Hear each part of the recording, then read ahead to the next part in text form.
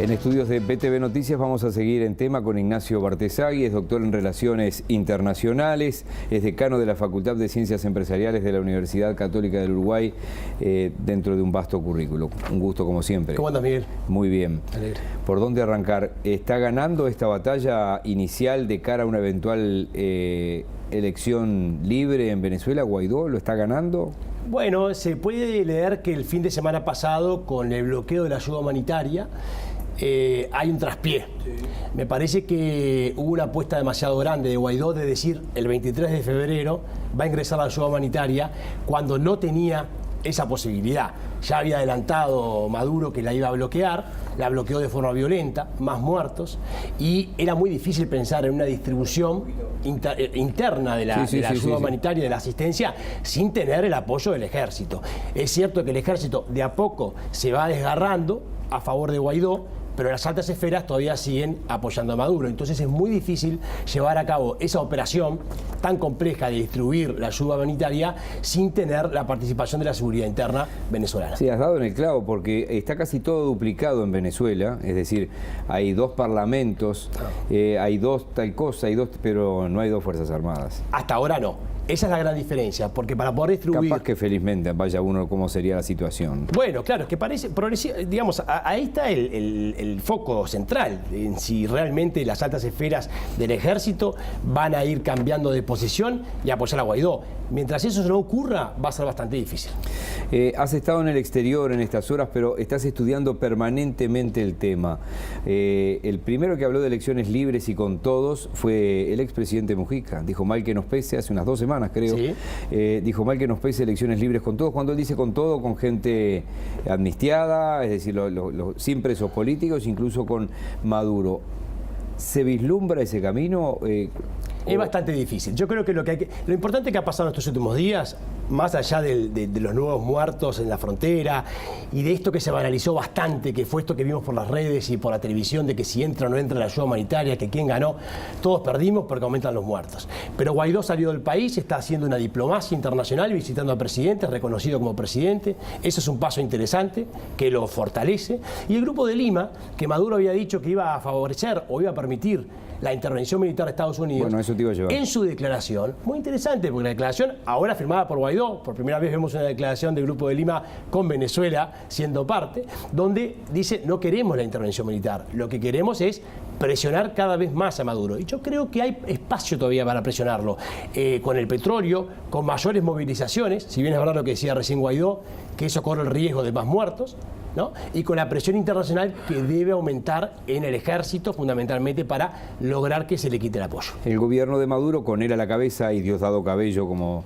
secundándolo, la vicepresidenta que fue canciller, que la conocimos muy bien acá, ya están culpando a algunas medidas económicas, por ejemplo, como el bloqueo de algunas cuentas, como el causante del hambre y la falta de medicamentos, cuando es bastante fácil de ver la cronología de que ya faltaba todo eso sin bloqueos. Por supuesto. Además, es un gobierno que ha perdido todo tipo de credibilidad. El momento en que la vicepresidenta está diciendo que la asistencia internacional está contaminada. Y bueno, hoy no se puede confiar. Realmente todo lo que tiene que ver, los discursos y las palabras del gobierno de Maduro ya no tienen ningún sentido. Ya está claro qué es lo que tiene que pasar, que tiene que entregarle poder. Ahora, lo que hay que ejercer más presión, y económicamente se puede ejercer más presión, Estados Unidos lo puede hacer con el petróleo, se puede hacer con PDVSA, hay que seguir bloqueando cuentas y hay que seguir presionando al ejército, y por supuesto que la comunidad internacional también tiene que seguir la presión. Ahora, tiene el apoyo de Rusia. Lo sigue teniendo de China, porque ahora el bloqueo en el Consejo Permanente de Naciones Unidas, la declaración propuesta por Estados Unidos, demuestra que China y Rusia lo bloquean. Pero el apoyo de China va cambiando progresivamente. Entonces, esa es una señal también de que Maduro está perdiendo apoyos. A ver qué datos certeros tenés vos, digo, como un académico además. Se habla de... Yo si soy China y Rusia no me voy con nada porque está la deuda externa que tiene con esos países. ¿Existe eso? Sí, por supuesto, enorme, con los dos. Con China mucho más. De hecho, China ya está preocupada por esta situación y lo que ha hecho, ha conversado con Guaidó respecto a cómo sigue. No solo eso, sino las inversiones. Hay, por supuesto, una acumulación de reservas de petróleo de China y un negocio que durante años se hizo con el petróleo venezolano, que también participó Rusia. Pero Rusia tiene un negocio más bien de venta de armas con Venezuela. Y además también Rusia lo que le interesa mucho es tener un socio en América del Sur tan cerca de Estados Unidos. ¿Qué certeza hay de que si colapsara un gobierno de Maduro, uno de los más perjudicados en forma inmediata sería Cuba por los millones de barriles de petróleo que van hacia ese país? Y cuando el precio del petróleo internacional empezó a bajar y la diplomacia petrolera que había iniciado Chávez y que continuó Maduro, Cuba ya empezó a afectarse fuertemente. Entonces va a ser uno de los más perjudicados, pero también otras economías del Caribe que precisan mucho del petróleo venezolano. ¿Es cierto que hay venezolanos en altos cargos, incluso en la inteligencia militar y policial? Es cierto, y además es cierto que la fuerza militar rusa o la inteligencia rusa está en Venezuela y la cubana está en Venezuela. Entonces, cuando hablamos de intervención extranjera, bueno, ya tenemos de tiempo atrás una intervención extranjera en Venezuela. En Poder Ciudadano Radio entrevisté a un médico uruguayo que vive hace 45 años allí, que me dijo, sigo siendo de izquierda porque esto no es izquierda, muy enojado con el régimen, que habla que en la zona donde él vive, Ciudad Guayana, como le dicen ellos, en el estado de Bolívar creo que es, o departamento de Bolívar, dice que está en campos cercanos el Ejército de Liberación Nacional de Colombia refugiado ahí. Bueno, lo que pasa que... Y también habló de que Hezbollah entrenándolos, hay una tensión, digamos, las fuerzas internacionales que están en territorio venezolano o que están muy cerca de la frontera, porque aparte la frontera venezolana es muy difícil de controlar, por supuesto que es un riesgo, porque cualquier paso en falso, Miguel, puede generar un conflicto aún mayor, que es lo que no queremos.